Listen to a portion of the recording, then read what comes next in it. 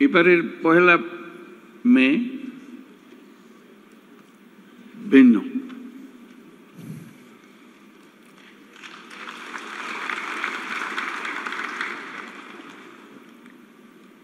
সেটা তো অভ্যুত্থানের মাধ্যমে যে সুযোগ আমাদের সৃষ্টি হয়েছে, সেই সুযোগ এই পরিস্থিতির আয়োজন করে দিয়েছে আমাদের কাছে।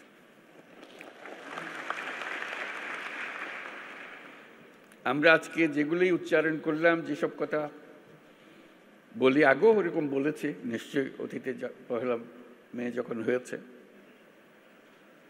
কিংবা এবারের অর্থ ভিন্ন। এই জন্য ভিন্ন, আমরা এই প্রতিশ্রুতি নিয়ে সরকার যাত্রা শুরু করেছে, যেটা ছাত্র, শ্রমিক এবং জনগণের অভ্যুত্থানের মাধ্যমে যেটা আকাঙ্ক্ষা সৃষ্টি হয়েছে, নতুন বাংলাদেশ গড়া। এই নতুন বাংলাদেশ হবে না যদি শ্রমিকদের অবস্থা পুরনো বাংলাদেশের মধ্যে থেকে যায়।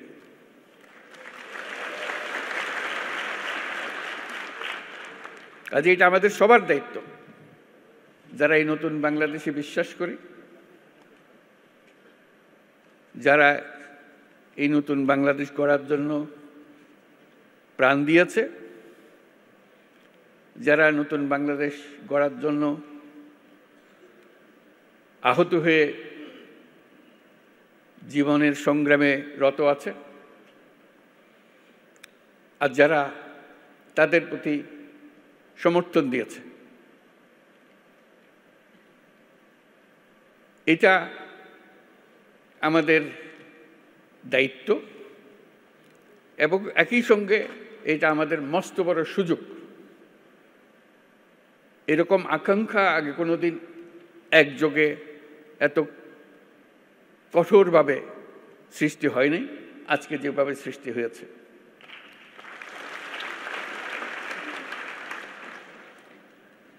শ্রম সংস্কার কমিশনের চেয়ারম্যান সাহেব খুব সুন্দর করে আমাদের যত আকাঙ্ক্ষা নতুন বাংলাদেশের শ্রমিকদের কি হবে সেগুলো তুলে ধরেছেন তাদের কমিশনের রিপোর্টে, এবং সেটা উনি ভালো করে বুঝিয়ে দিয়েছেন। এটা শুধু শ্রমিকদের পক্ষ থেকে বলার কথা না, সকল পক্ষকে নিয়ে, সকল পক্ষের অংশীদারিত্বে এই কমিশনের রিপোর্ট রচনা হয়েছে। তারা যেসব কথা বলেছেন, যেসব সুপারিশ করেছেন, আমি ব্যক্তিগতভাবে অভিভূত হয়েছি। এত সুন্দর করে এত কঠিন বিষয়গুলোকে তুলে ধরেছে। আমি তাকে অনুরোধ করছিলাম আমাদেরকে একটা তালিকা দেন যেগুলো তাড়াতাড়ি করা যায়। তিনি সঙ্গে সঙ্গে বললেন, আমি প্রস্তুত হয়ে এসেছি, তালিকা আপনার জন্য নিয়ে এসেছি।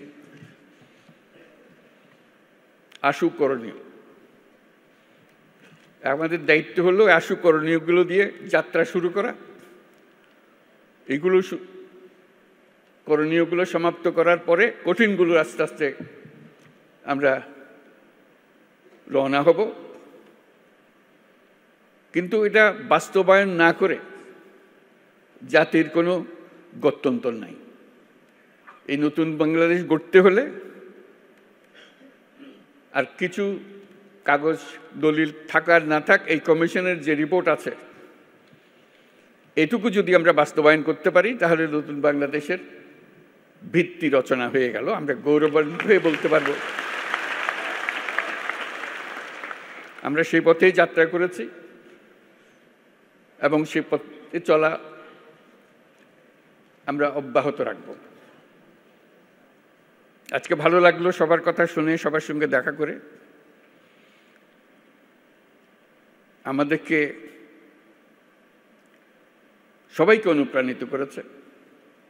আমি বিশেষভাবে অনুপ্রাণিত হয়েছি সবাইকে একসঙ্গে দেখে এবং সবার কথা শুনে।